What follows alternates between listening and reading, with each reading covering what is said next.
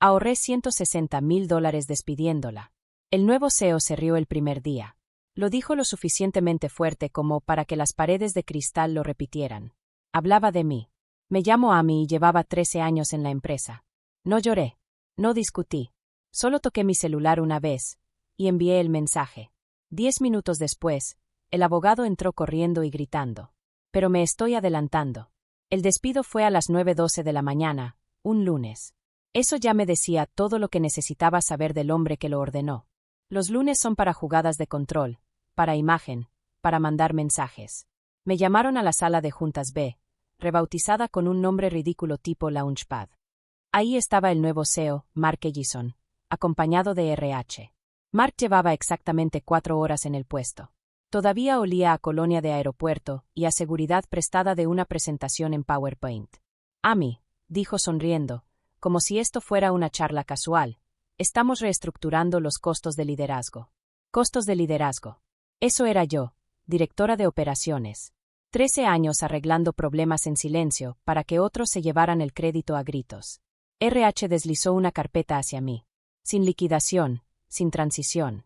Solo una carta de terminación y una línea para firmar. Con esto ahorramos unos 160,000 al año, añadió Mark, orgulloso.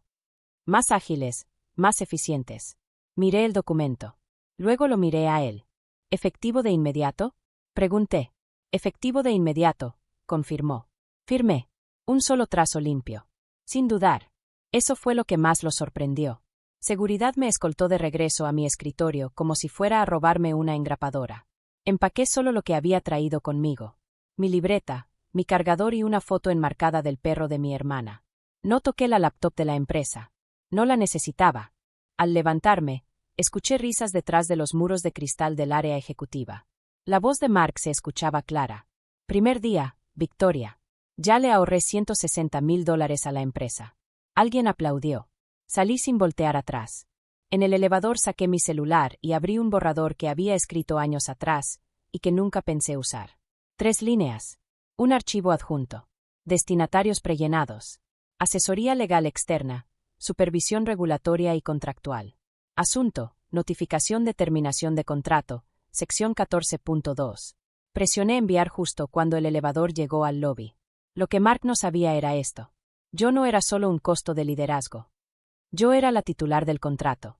Hace 13 años, cuando la empresa era más pequeña, más improvisada y desesperada por alguien que mantuviera las operaciones en regla en 3 jurisdicciones, yo negocié mi contrato sola. No por dinero. Por autoridad.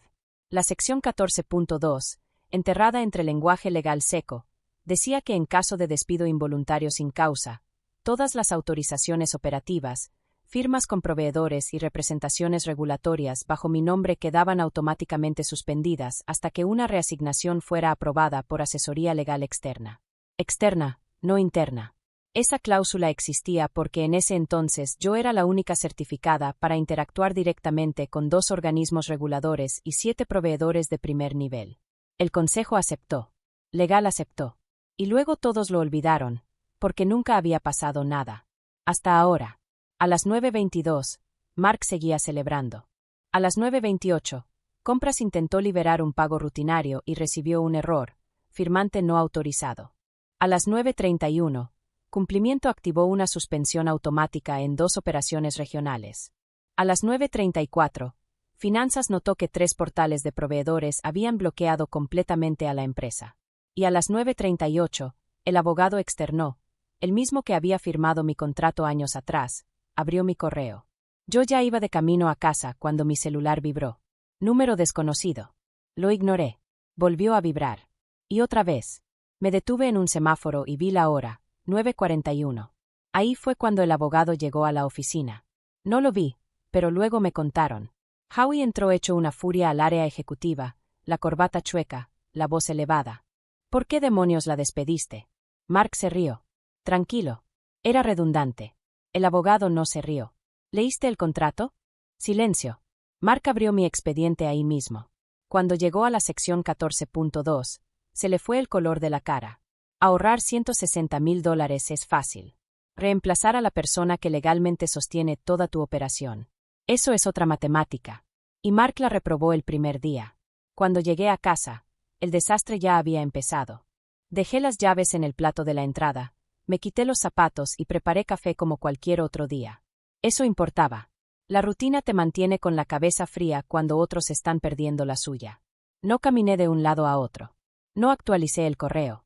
Dejé que el sistema hiciera lo que siempre hace cuando quitas una pieza estructural. Primero se tensa en silencio. Y luego truena fuerte. Mi celular vibró sobre la barra. Mensaje de Yene. Operaciones. ¿Pasó algo? Los pagos a proveedores están congelados. No respondí. Otro mensaje. Ahora de Aarón. Finanzas. Legal Externo está revisando las cadenas de autorización. ¿Sabes por qué? Seguía sin responder. El contrato era claro. Cuando me despidieron, mi autoridad no se transfería automáticamente. Se suspendía. Y esa suspensión activaba un proceso controlado exclusivamente por asesoría legal externa. Cada aprobación, pago, certificación o firma ligada a mi nombre quedaba en pausa. Sin atajos. Sin emergencia. Sin anulación interna. Ese sistema se diseñó para proteger a la empresa. Asumía que nadie sería tan imprudente como para despedir a la persona responsable sin un plan de transición. Al parecer, las suposiciones salen caras. Finalmente abrí mi correo. Decenas de mensajes sin leer. Uno destacaba de inmediato. Confirmación. Sección 14.2 activada. El mensaje era breve y profesional. Confirmaban la recepción de mi despido. Confirmaban que la sección 14.2 estaba activa. Todas mis autorizaciones quedaban suspendidas hasta nueva asignación. Preguntaban si pensaba impugnar el despido o mantenerme al margen. Respondí con una sola frase. No tengo intención de impugnar. Procedan conforme al acuerdo. Sin comentarios. Sin emoción. En la oficina, la confusión ya se había convertido en fricción. Compras no podía liberar pagos importantes. 2 socios logísticos pausaron envíos automáticamente. Uno de esos envíos estaba ligado a un proyecto bajo observación. Los sistemas de cumplimiento no interpretan intenciones. Solo reaccionan a condiciones. Los tableros cambiaron de color. Las alertas se acumularon. La gente empezó a entender que no era un error técnico. Era estructural.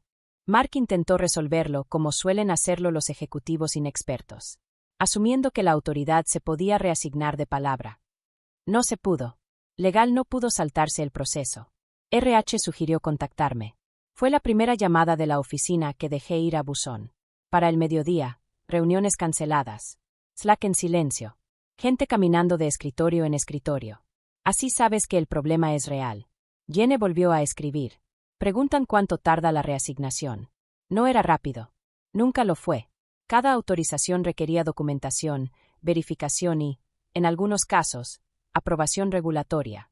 Aún en condiciones ideales, tomaba semanas. Despedir a quien diseñó el sistema no eran condiciones ideales. Más tarde, el abogado me llamó. A mí. Mark cometió un error. Pasa, respondí. ¿Quieres saber si estarías dispuesta a regresar para ayudar con la transición? Ya no trabajo ahí. Silencio. Estamos tratando de limitar el daño. El contrato no permite transiciones informales. ¿Tú lo sabes? Sí, dijo en voz baja. Lo sé. Colgué y me quedé viendo mi café hasta que se enfrió. No estaba enojada.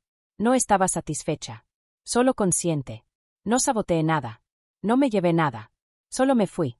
Y la estructura funcionó exactamente como fue diseñada. Despedirme no les ahorró $160,000.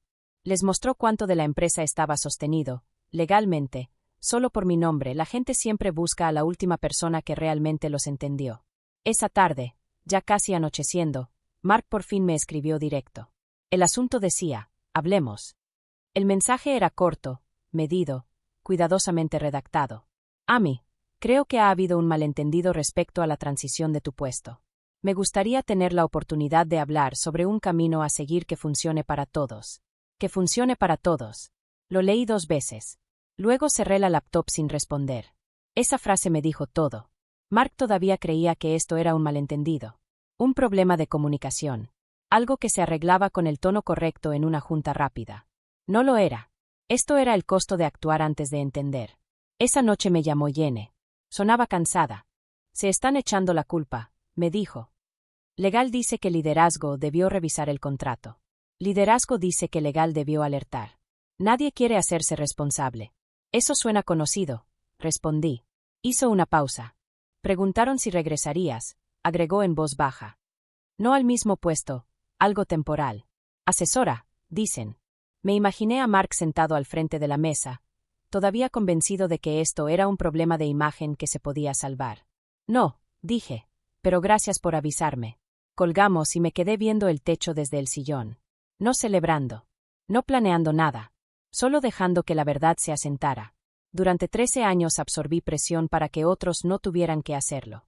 Detecté problemas antes de que explotaran, los arreglé en silencio y seguí adelante sin reconocimiento. Eso fue lo que me volvió invisible. Y esa invisibilidad fue lo que Mark confundió con irrelevancia. A la mañana siguiente, las consecuencias se volvieron públicas. Un cliente clave envió un aviso formal solicitando confirmación de autoridad de cumplimiento dentro de un plazo definido. Los foros de la industria empezaron a murmurar. Nada acusatorio. Solo cauteloso. Curioso. Eso es peor. Porque cuando entra la duda, la tranquilidad tiene que trabajar el doble. Mark estaba aprendiendo que liderar no es solo decidir rápido. Es saber qué decisiones no puedes tomar a la ligera. Y yo también estaba aprendiendo algo. Alejarme no me debilitó. Finalmente hizo visible mi papel, solo que ya no dentro del edificio al que le di 13 años. Al final del día, el despacho legal externo envió una última actualización al liderazgo. Sin mi participación, los tiempos de reasignación seguían siendo inciertos. La empresa no se estaba cayendo, pero estaba perdiendo tiempo. Y el tiempo, a diferencia de los empleados, no regresa una vez que lo despides. Para el final de la semana, la empresa ya no estaba en pánico. Había entrado en algo peor, modo contención. Es la etapa donde el liderazgo deja de fingir que el problema va a desaparecer y empieza a intentar, en silencio, que no lo vea la gente equivocada. Los correos se hacen más cortos. Las juntas, más pequeñas. Las decisiones se toman a puerta cerrada. Lo supe porque las llamadas cambiaron. Legal externo dejó de preguntar si yo ayudaría y empezó a preguntar cómo podría darse esa conversación.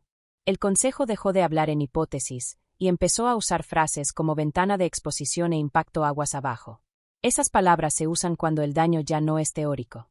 Una tarde recibí una invitación formal de calendario. Sin adornos. Asistentes, presidenta del consejo, asesoría legal externa, CFO interino. Asunto, discusión sobre autoridad operativa. Mark no estaba copiado. Eso, por sí solo, decía mucho. La llamada fue tensa, pero profesional. Nadie levantó la voz. Nadie se disculpó todavía. Eso viene después, cuando el poder está claro. La presidenta habló primero. Amy, gracias por hacer tiempo. Tiempo tengo, respondí. Ese no es el problema. Asintió, como si entendiera más de lo que decía. Sabemos que la decisión de terminar tu contrato fue apresurada. Es una forma de decirlo, contesté. El CFO intervino. Necesitamos entender qué se requeriría para restaurar continuidad. Me recargué en la silla. La continuidad asume confianza, dije.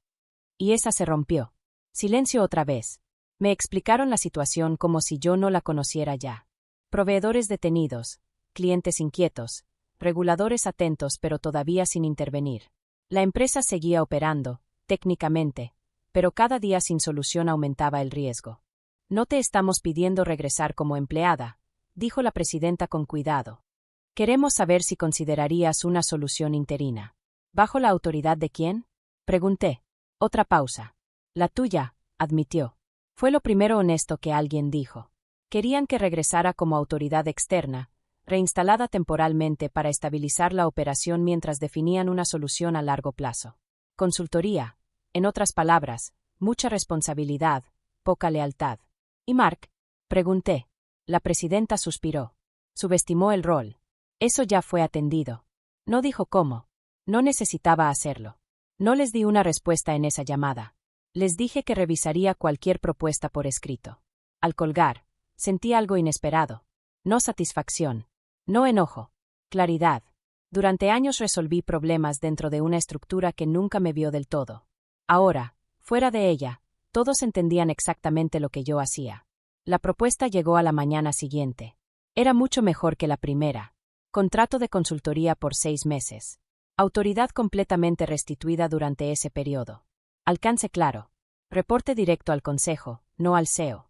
Compensación muy por encima de mi sueldo anterior. Sin cláusulas abusivas de no competencia. Me necesitaban lo suficiente como para dejar de fingir lo contrario. Pero faltaba algo. Respondí con comentarios adjuntos. Agregué una cláusula. En caso de terminación unilateral o interferencia con la autoridad durante el periodo de consultoría, todas las responsabilidades se suspenderán de inmediato sin obligación de asistencia adicional. No habrá segundas funciones. Esa misma tarde, el consejo lo aprobó. Mark no se opuso, o no pudo. Regresé al edificio el lunes siguiente. No por la entrada principal, sino por el elevador lateral que da directo a oficinas ejecutivas. Credencial distinta. Título distinto. La misma cara. La gente me miraba diferente. No con calidez. No con frialdad. Con cuidado. Jenny cruzó mirada conmigo y sonrió, aliviada. Otros evitaron el contacto visual. Mark estaba en su oficina cuando pasé. Puerta cerrada. Persianas a medio bajar. La energía alrededor de él había cambiado. Seguía siendo CEO de nombre, pero la autoridad es frágil. Una vez que se quiebra, nunca vuelve a asentarse igual. Mi primera junta fue con cumplimiento ilegal. Sin discursos. Sin teatro. Trabajo real. El que no tiene paciencia para egos. Para mitad de semana, los bloqueos con proveedores empezaron a levantarse, uno por uno. Los clientes fueron informados. Algunos se tranquilizaron. Otros no. La confianza no regresa con calendario. Mark nunca me habló directamente. No hacía falta.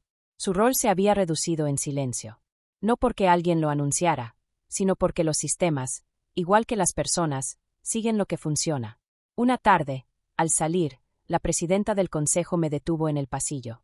Debimos proteger mejor tu rol, me dijo. Sí, respondí. Debieron. Asintió. Sin excusas. Eso fue suficiente. No me sentí victoriosa al salir ese día. Me sentí terminada.